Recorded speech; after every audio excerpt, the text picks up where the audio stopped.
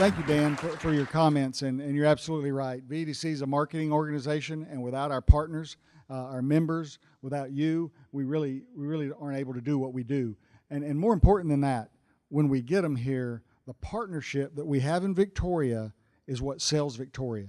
And so we need you, and we need the partnership with our local governments as well as our private industry partners. It makes us a stronger organization. And when companies come here from out of town, it makes us look like a stronger option for their next investment. So thank you.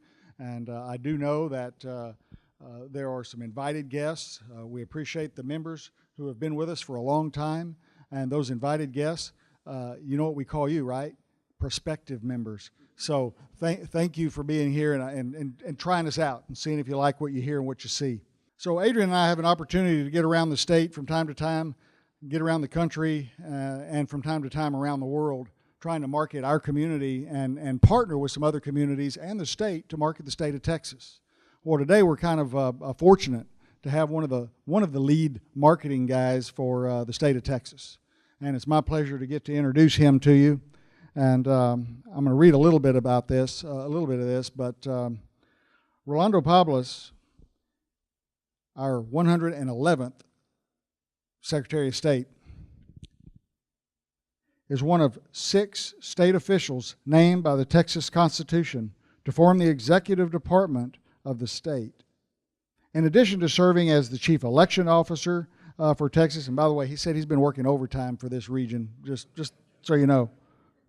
Congratulations, Michael, by the way.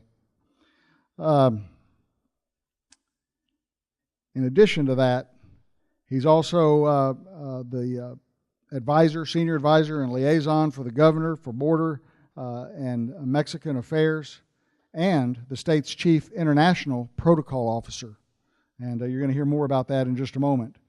He's a former utility regulator. Secretary Pablos is an economic development expert who understands the importance of leveraging strategic community capacity building for the purposes of attracting investment to Texas. And that's what we're about here, folks. As a state official and as his private practice, he has played critical roles in the advancement of the direct investment, international relations, and trade with Texas partners across the globe. Secretary Pablos is a strong advocate for North American manufacturing integration and cross-border collaborations among the U.S., Canada, and Mexico. He has also served as honorary consul to Spain, where he's worked to ensure the formation and the development of business and diplomatic relations between Texas and Spain. We may hear some more about that in just a little bit. Throughout his career, Secretary Pablos has been heavily involved in efforts designed to help bring prosperity to his community, and I will tell you now, to his state, certainly. After obtaining a BA from St. Mary's University, Secretary Pablos earned an MBA from the University of Texas at San Antonio College of Business, also an MHM from the University of Houston's Conrad Hilton College of Hotel and Restaurant Management.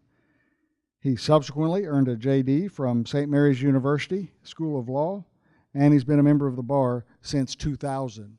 He and his wife live in San Antonio with 4 children. Please help me welcome our friend and our marketing partner, Secretary of State, Rolando Pablos.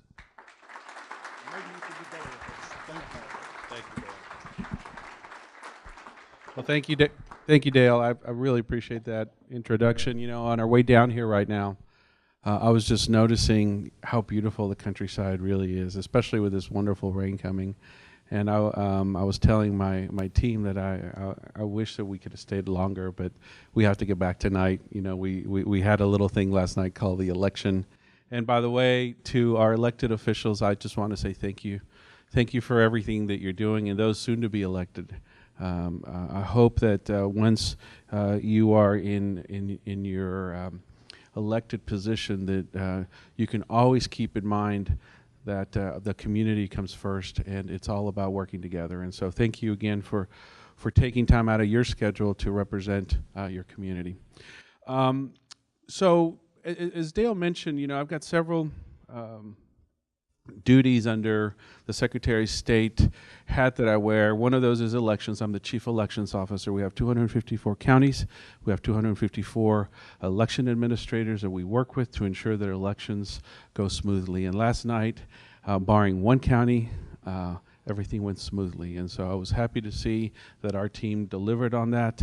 We're now looking forward to some other elections coming up, and particularly in November. And so, I wanted to give a shout out to my team for doing a great job.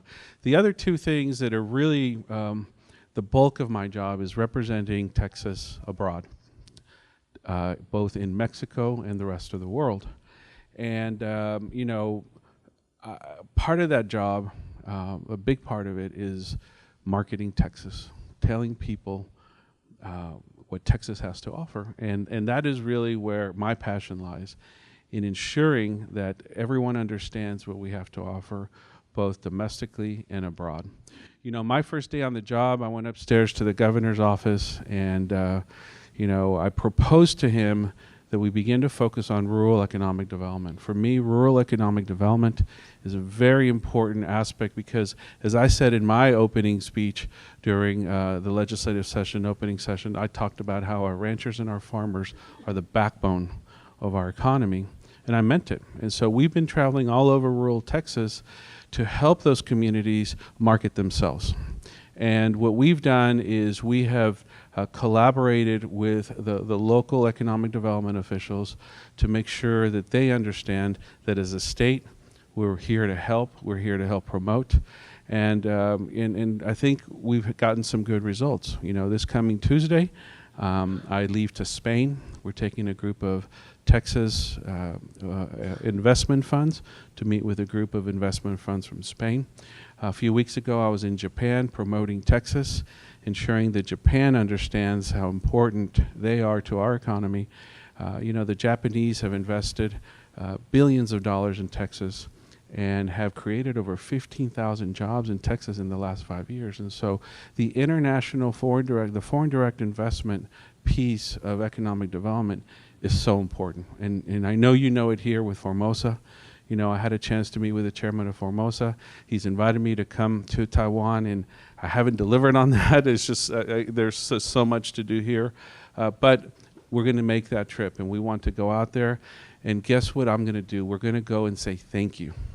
Thank you for the investment. And that's something that many people don't do is, we welcome the companies here, but then along the way we forget to say thank you.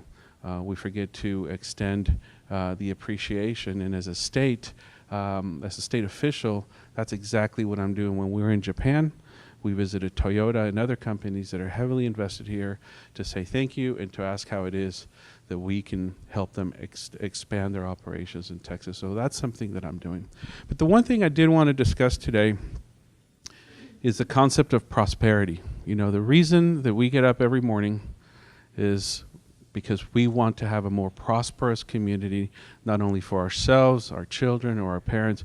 We want a prosperous community. And in order to have a prosperous community, we need to have wealth creation in our community. And wealth creation comes through the offering of good jobs, quality jobs. And how do quality jobs come here? By attracting quality companies, right? And so if you begin with connecting the dots from prosperity to what it is that we need to do as a community, then we need to focus on making ourselves more attractive. And as a state, Texas has made itself more attractive. It didn't happen overnight. It's been 25 years in the making since George Bush was governor. We took this state, we changed some aspects of it like lawsuit abuse, and we had tort reform. We have an excellent fiscal system. We have an excellent regulatory system that holds companies accountable but gets out of the way. And the word's gotten out. And so over the last 25 years, we've become this very attractive state. And so what I try to do is to now bring it down to the local level and ask, how is it that your community can continue to be attractive? And in order to do that, you have to look at what CEOs and boards of directors look at in a community when they're deciding whether to bring in their operations to your community. And so there are basically 4 elements of this formula that CEOs look at. call them the 4 Qs. They look at a community's quality of life, its quality of place, its quality of workforce, and its quality of industry. And I use this as a scorecard for the state of Texas, so whenever I'm out promoting the state, I look at those 4 Qs and I say, okay, so let's look at the quality of life component. Is my community attractive to potential managers that are going to move here? Do we have good schools? Do we have good art and culture? Do we have good parks, recreation? The things that matter to families. Because as a CEO, I'm going to want to know that if I bring my team here, I'm going to have those things available for those families, and the people I hire are going to want to stay because there's a good quality of life. So quality of life is an important component. The military looks at that too when they're looking at a military basis, especially when they're looking at BRAC, which is looking to close down military bases. They look at that quality of life that a community has to offer. The second component is the quality of place, and quality of place begins with good government. Do we have good government? Do we have business-friendly government? And that is a key component of quality of place. Then you look at other elements such as transportation. Do we have good roads? Do we have good access? And by the way, this community is very fortunate because already in those 2 components, you guys are doing a great job. You are extremely well situated here. Good roads, good air service. Air service is important to be able to attract that. Good maritime service, right? Then you start looking at healthcare. Do we have good healthcare? Do we have even places of worship? Do we have the availability of places of worship for our potential investors that come here? Good affordable electricity. I know AEP does a great job. When I was on the Public Utility Commission, we worked very hard to ensure that we had adequate capacity to be able to attract, especially industry, to our communities. Do we have a safe and ample water supply? Good broadband. Broadband is perhaps the biggest challenge in rural Texas simply because it's not where it needs to be. And Governor Abbott is working really hard with our carriers to make sure that we can bring adequate broadband to our rural communities, because that's how you level the playing field for these communities. So quality of place and all those elements that I have mentioned, very important. And again, you start parsing this out, breaking it down, you can create a nice scorecard for yourself and really take a good look in the mirror and determine where is it that we need to improve, where is it that we're doing well. And that way you'll have a good, you'll ensure yourself that you have a good offering. When it comes to quality of workforce, let me tell you that is the most important component that companies look at. CEOs want to know that if they move into a community, they're going to have a qualified labor pool for the long term, something that is sustainable. So a talent pipeline that will always be there for them. And again, here you're very fortunate with U of H and the college. You're able to produce graduates that are going to be ready for the workforce, right? Unfortunately, for many communities, we have brain drain and kids leave and they go do their thing. The hope is that they eventually come back. But the real hope is that they just stay, right? And so you have to be able to make the community attractive for them so they can stay. You know, when I was growing up, the first thing you would do is you would find a job and then you would move to wherever that job told you to move. Well, it's not the case anymore. Now, our young professionals will find the place where they want to be, and then they'll worry about finding a job. And that's the big difference. And with workforce development, that is the one thing you have to factor in, is how do we attract talent, how do we produce talent, how do we attract talent, and then how do we keep talent? And so those are the components for workforce development on the academic side. On the skill side, we also can't forget how important skills training is. You know, the trades, very important. I think many times we lose sight of the importance of our trades development. And so as a community, I hope that you can work with our community colleges and our Texas Workforce Commission and other agencies to ensure that you have that talent pipeline developing as well, because that's just as important. The last of the 4 Qs is our quality of industry, and that really boils down to supply base, suppliers, small business. And so a community that does not have an ample small business or supplier base is going to have a hard time convincing big operations to come in, because those operations want to see that they'll have those suppliers available for them, right? And that goes to access to capital. And so having a strong banking community that is willing to take a chance on small business, again, very important. So you take all these things and you put them into a formula that will help you understand where it is that you are and where it is that you need to be. And I do that on a statewide level. And look, I thank the Lord that we have so much to brag about. In Texas, we're the 10th largest economy in the world. Most people don't understand that we're bigger than Russia, bigger than Canada. Our economy is bigger than Mexico's, and so on, right? We are the fastest growing economy in the nation, right? We have, of the top 500 companies, we have 50 headquarters here in Texas. Of the Fortune 500, we have 50 headquarters, 50 companies that have chosen to call Texas home, right? And so if you start looking at our exports and our foreign direct investment attraction and all those great things, you know, you can rest assured that Texas floats to the very top of a company's decision to move here, to invest here. And so we are in a very good situation, as we talked about. But at the same time, we can't sit on our laurels. We have to make sure that we continue to develop ourselves in the reflection of these 4 Qs that I've talked about, so that we can move forward. And Governor Abbott is very interested in making sure that you understand that we're here to help, we're here to assist you. When you do have that company that you're looking to attract, I'll come down or I'll go see them. I'm on the road all the time. It's not good for my family because they rarely see me, but let me tell you, when I took this job and the governor asked me to do this job, I told him that I was going to do everything in my power to make sure that we continue to make Texas a place to be, and we're doing it. So if there's a trade mission you'd like to embark upon, I will lead it. This trade mission I'm taking to Spain is the San Antonio trade mission, right? We've traveled with Houston, El Paso, Austin, and I just need to know if you guys are interested in either participating in a trade mission or doing one on your own. Let's do it. Identify the companies that are here, and let's go say thank you to their CEOs wherever they're located.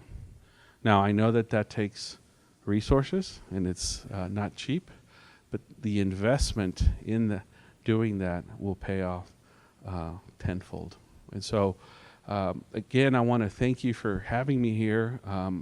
I am honored to be here. I wish I could stay longer, but you know that in Austin, if you're ever up there, you can just walk into my office, and if I'm available, I'm happy to host you for coffee. So thank you very much. Do you have time for a couple of questions? Sure. Absolutely. We have time for questions if anybody's got any questions. Yes, sir. Looking 10 years out, what's the biggest challenge for the state? Workforce is the biggest challenge right now.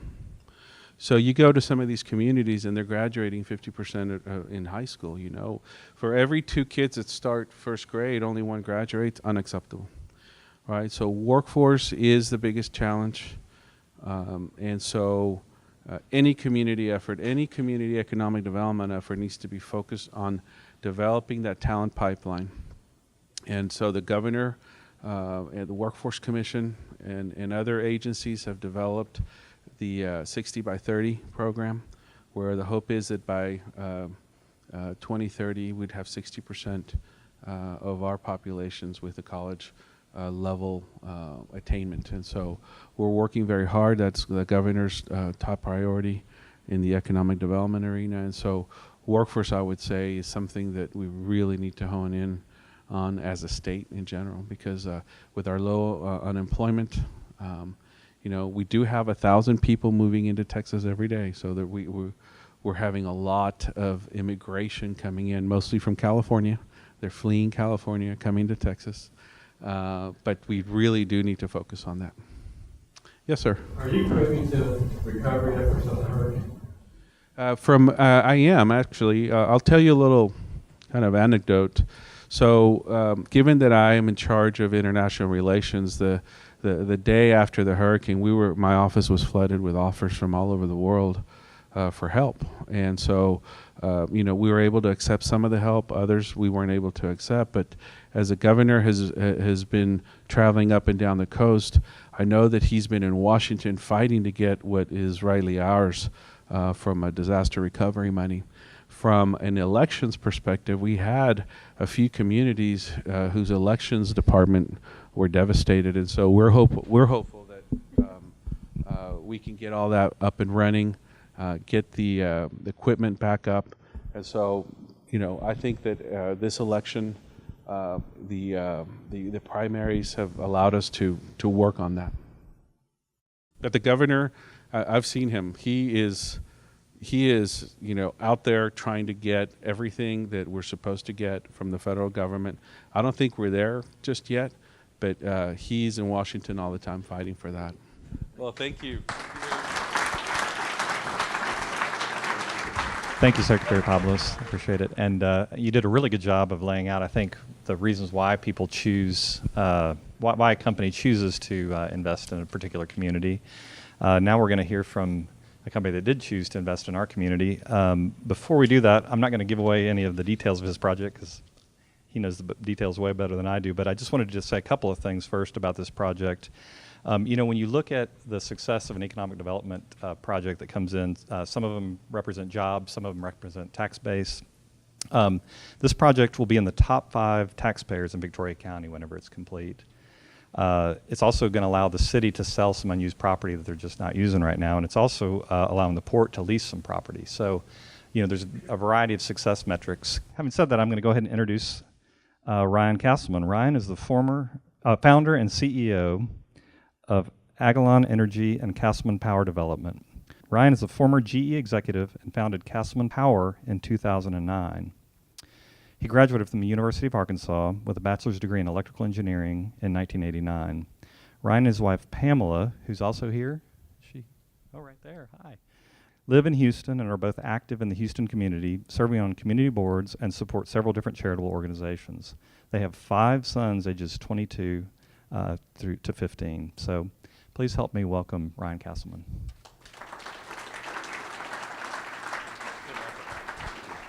Thanks for your remarks.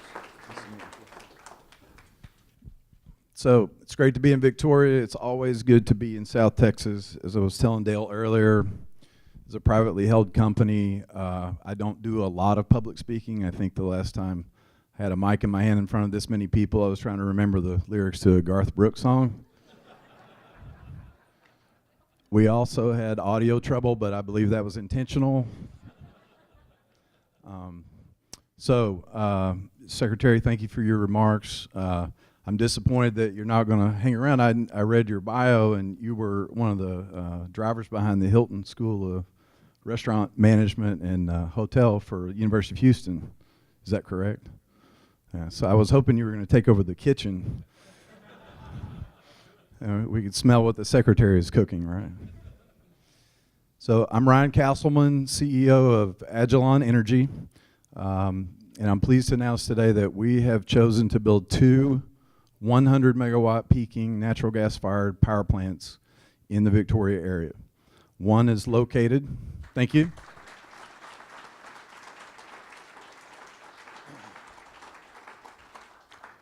One is located at the site of the old wastewater treatment plant on Willow Street. The other one is, Dan just said, is at the Port of Victoria. This would not be possible without the tireless efforts of Dale, Sharon, and the staff there, and all the members. We've had a lot of help from members of this community over the last couple of years as we were bringing the project to fruition. So both plants are currently under construction, started in April, will be complete, knock on wood, by the first quarter of 2019. As I said, these are peaking power plants. Peaking power plants make sense in Texas today, as the Secretary can tell you, because of the amount of wind power that's in the state. Wind, as any outdoors person knows, is inherently variable and difficult to predict. And so these plants are designed to come on quickly, be flexible, and provide backup services for the state of Texas. Right? They're based on GE aeroderivative technology. Aeroderivative means that they were modified from jet engine technology. In this case, the Boeing 747 was the original technology that these engines are based on. So I'd like to thank a couple of people. First of all, you know, God's been good to all of us, and we have to recognize that there's a lot of providential things that happen, and whenever you get to this point in any project, my wife and business partner Pamela, who's right here, and especially Dale, Sharon, and Adrian and the team here. Richard Carroll of Prudential Capital did the financing for the projects. Without his tireless efforts, none of this would have happened either. And so with that, I'll be happy to take any of your questions. If I may, I just want to thank you on behalf of the state. You know, what you're doing is so important because it adds to this economic development attractiveness for our state. And so taking this project on will not only benefit this community, but it'll benefit the rest of Texas when we go out and talk about the great electric capacity that we have, particularly in ERCOT. So I just want to thank you, Prudential, and your team for what you're doing. Thank you. You're welcome.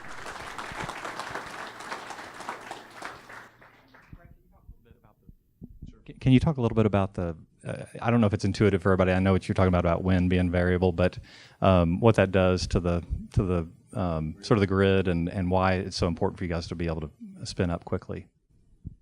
Sure. So Texas has over 20,000 megawatts of wind power installed, which is almost 3 times the amount of any other state. It's not quite 3 times. It will probably be 3 times within the next 2 years. So 20,000 megawatts of wind power, when you miss the wind forecast by 10%, it means that there's 2,000 megawatts that have to come on or come off in some cases in order to keep the grid balanced.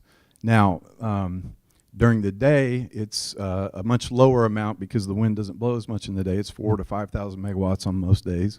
But at night, it can be up to half of Texas power comes from wind. And so as anybody that, you know, fishes or plays golf, if you're trying to predict the wind in an instant at this moment, that's very hard to do, okay, from 18 to 24 hours prior. Does that answer your question? Okay. Go ahead. Could you give us an estimate on how many employees will be needed to run this operation? Yeah, so great question. How many employees during construction? At the peak of construction, there'll be about 120 jobs created effectively locally. There'll be some guys that come in from out of state, but they'll be staying here, eating in the restaurants, staying in the hotels. During operations, it's a handful of jobs that gets created, but they're very high quality jobs, as you alluded to earlier. Yes, sir. I don't believe our chairman is here, but as a member of the Victoria Navigation District and Port Authority, I certainly want to thank you for your investment, both out there and in the city of Victoria. We certainly look forward to working with you in this community. Thank you so much on our behalf. Well, thank you, sir, and appreciate that. Yes, sir. Is that a modular kit that you bring in, basically built, you know, as on a skid, or is it a lot of on-site construction? So the question is a modular kit or is the construction done on site? These are GE LM6000 PC Sprints, which is was invented by a company called Stewart & Stevenson in Houston a few years ago. It's not modular per se, but it is skid-mounted construction. So all of the components are assembled somewhere else and then brought to site and mounted on the foundations and then coupled and integrated as a system. Does that answer your question? So it's not, in other words, it's not a barge that comes in and drops one single module out. it's an assembly project at the site. Can you tell us a little bit about what attracted you to Victoria? I mean, we talked about the quality of people, and is it logistics? But we're just in the right spot. Great question. The first thing that we look at is it a good place in the grid to put a power plant? With so much wind and solar being built in West Texas and the loads being in primarily Houston, Dallas, San Antonio, we wanted to be on the Houston, Dallas, San Antonio side of the wind, if you will. So that's one of the reasons we started looking here. The other thing that you look at is the things that we've been talking about here is is there support from the community? As developers, as the secretary can tell you, what we really want is certainty. So what the worst thing that at least the lens that I look through is there an uncertain path or an uncertain set of conditions? Are the parties in the community at odds with each other for whatever reason that people are going to be against your project, for your project? And so what you're looking for is the way to be in perfect compliance with a community that will help you do that. So this place qualifies. So we love people. Could you elaborate on that point? Obviously Hurricane Harvey last year, you guys being impacted at all by potential weather extremes that we sometimes experience here on the Gulf Coast? Yeah, great question. Yeah, I've lived in Houston long enough to see several of those events. We constructed 2 plants last year. One is with your neighbors at the Port of County in Calhoun at Point Comfort. The other one is in Harris County, about a mile from the San Jacinto River. We didn't either have wind damage or flooding, which is a testament to what some of the team here does with our insurance underwriters more than anything. But we don't expect to get another event like that, let's hope. And if we do, we should be okay. Did you have to go through all the state license stuff that usually takes a while? Yes, there are a number of permits required to build a power plant. We received them all sometime last year. So yes, the thing about Texas, though, we get asked to look at developments in other states. The cycles and the uncertainty is so much greater, particularly in west of here or on the or in the Northeast, that I don't see us going anywhere anytime soon. These smaller plants, when they operate within the community, if you lose power from the larger grid, can they support the local grid in the case of a storm or an emergency? The short answer to that is no, not really. The damage to the power outages in storms are almost always caused by damage to the transmission infrastructure, the pole outside of your house, for example. These plants are equipped with black start capability. So if there were such a catastrophic event that the entire Texas grid went down, these would be among the first plants that came on. So these plants would come on to start larger plants, which would then power the grid back up.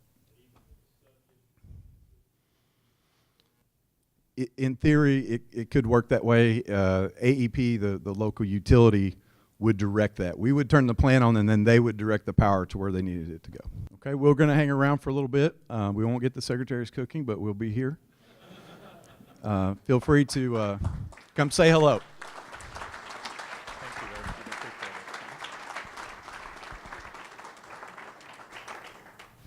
I just had one more question. Are you going to sing at the reception for us?